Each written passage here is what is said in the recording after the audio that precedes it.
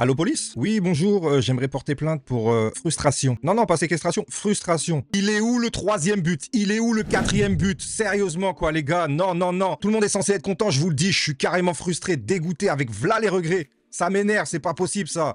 Le match aller, on peut le plier. La qualification, on peut la plier directement. Les gars, sérieux quoi, Dembélé, Nuno Mendes, tout ça, vous m'avez frustré. Mais bon, on va se calmer. C'est bon, ouais, je sais, on a gagné, mais quand même. Non, sérieusement, là, on va en parler. On va en parler. C'est une domination qui doit faire peur à Liverpool. Mais moi, je sais pas, j'ai cette frustration, c'est pas possible, quoi. J'arrive pas à être content, en vrai de vrai. Je vous l'ai dit dans mon avant-match. Pour moi, je voyais ça, c'était une manita, c'était un 5-1. J'avais annoncé ce score. Et la vérité, c'est qu'il y avait la place. Les gars, ce qu'on vient de voir, c'est pas un match de Ligue des Champions classique. C'était un vrai message. Et j'ai l'impression que c'est un message même envoyé au Bayern de Munich. Théoriquement, c'est vous les prochains. Et je vous le dis, on n'a pas peur. Parce qu'en vrai, si tu regardes le score 2-0, tu te dis quoi? Un match serré. Ensuite, tu peux regarder quand même les statistiques. Et là, même sans voir le match, tu te dis, ah ouais, il n'y a pas photo. Il n'y avait qu'une équipe sur le terrain. On les a atomisés, on les a démolis. Il n'y a qu'à voir les notes du match, tout simplement. Tous nos joueurs ont été concernés, concentrés, au top de leur forme. Safonov a fait son match, il faut le dire. Quand tu sors d'un match avec un clean sheet en Ligue des Champions, c'est que le goal a été présent. Mais bien au-delà du goal, c'est la défense et l'équipe qui ont été présentes. On va être très clair. Liverpool termine le match avec 0 tir cadré. T'as vu ça où, sérieusement? On parle de Liverpool là, on parle pas du 10e, 11e de Ligue 1 ou de je ne sais quel championnat. La vérité, on les a éteints. Donc pour tous ceux qui doutaient encore de notre équipe, je vous le dis, on est méchants. Il y a eu zéro, nada, rien, walou pour eux, absolument rien. On leur a rien laissé, même pas les miettes. Liverpool, ils étaient dans un stage de survie au Parc des Princes. Il y a eu le pressing qu'on attendait, on a mis les ingrédients. Il y a eu la récupération haute, on a mis les ingrédients. Il y a eu la maîtrise technique, on a mis les ingrédients. Paris les a étouffés de A à Z. C'était pas un match, c'était une démonstration, la vérité. On était en démonstration européenne. Mais, parce qu'il y a un mais, normalement, à la 60e, c'est plié 4-0. Merci, au revoir, merci pour votre participation. Ce match, on devait le plier avant ce match retour à Anfield. Et je vous le dis, on va pas faire les aveugles dans cette vidéo. 2 pénaltys oubliés. L'arbitrage catastrophique, la vérité. Quand est-ce qu'on va mettre des cartons jaunes aux joueurs qui sont concernés? C'est pas parce que t'es suspendable que tu ne dois pas le mettre. C'est l'un des arbitres espagnols que je déteste. Cet arbitre n'est pas neutre. À quel moment il n'y a pas pénalty? À la rigueur, le premier est contestable, mais le déséquilibre de Konaté sur Warren Zaïre-Emery arrive même avant le fait qu'il touche le ballon. Il lui prend le genou avant, si vous regardez bien au ralenti. Mais bon, que fait l'arbitre dans ces conditions? Je sais pas. La vérité, je sais pas. Et c'est surtout, moi, sur ce deuxième pénalty non sifflé, il se fait appeler par la VAR. Oui. Ah, il y a poussette. Ah, c'est dans la surface. Ah bah non, on va pas siffler. Si c'était au milieu de terrain, oui, bien sûr, j'aurais sifflé. Mais pas dans la surface, non, il va y avoir 3-0, ça va tuer le match retour. Non, je veux pas être coupable de ça. Voilà ce qui s'est dit, cette putain d'arbitre de merde, là. C'est pas possible, quoi. À quel moment? Vous avez quel niveau pour arbitrer en Ligue des Champions? Voilà, ma frustration fait partie aussi de l'arbitrage ce soir. J'ai pas été content. La vérité, il y avait la place pour 4-5-0. Mon pronostic était bon, de vrai, en vrai. Je savais qu'on allait rouler sur cette équipe. Cette équipe est complètement blessée. Ils vont jouer ce week-end. Ils sont capables de perdre à Fulham et encore nous rencontrer à Anfield et qu'on aille gagner là-bas. C'est tout ce qu'ils méritent en vrai de vrai. Une double confrontation, aller-retour, pesé, pacté, emballé, c'est bon. Ouais, analyse à froid. Analyse à froid, c'est mieux parce que la frustration, vous allez trop la ressentir dans cette vidéo et c'est pas ce que j'ai envie de montrer. On est bien entendu content de la victoire du Paris Saint-Germain. Pour moi, c'était prévisible, la vérité. Donc malgré la frustration, je dois dire le message est terrifiant. Le message a bien été envoyé. Le PSG a été supérieur tactiquement. Un Liverpool dépassé, aucun danger concédé. 0 tir cadré. Je crois que la dernière fois en Ligue des Champions, ça devait être le Real Madrid, il me semble, qu'ils étaient venus au parc et on avait concédé 0 tir. Mais là, quand même, sérieusement, 0 tir cadré. Allez, ouais, on est champion d'Angleterre. Arrêtez de nous jacter avec vos équipes anglaises à la con.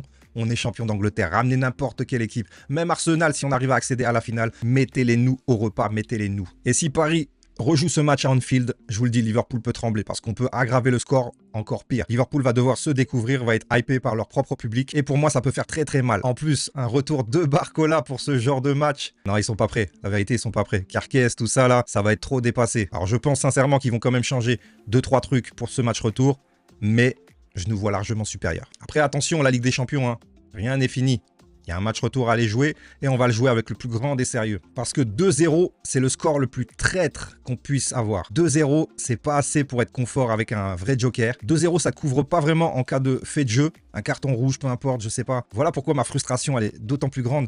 C'est que je sais que ce 2-0, il aurait fallu même limite gagner que par un but pour être en totale surconcentration. 2-0, j'ai l'impression qu'on a le droit à notre petit joker, qu'on a le droit de lever le pied.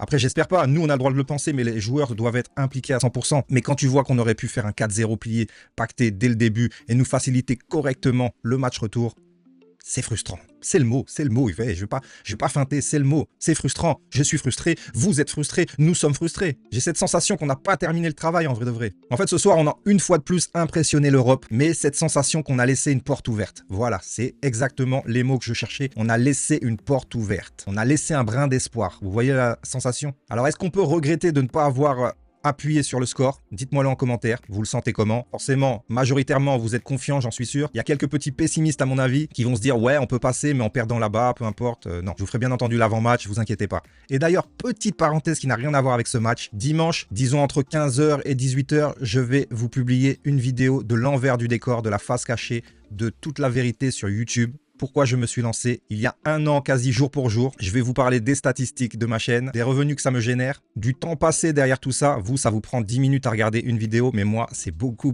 plus. Enfin voilà, beaucoup plus de choses personnelles que vous allez connaître sur moi. J'espère que vous serez au rendez-vous en tout cas. Je referme la parenthèse. Je disais qu'à Anfield, ça va être la guerre.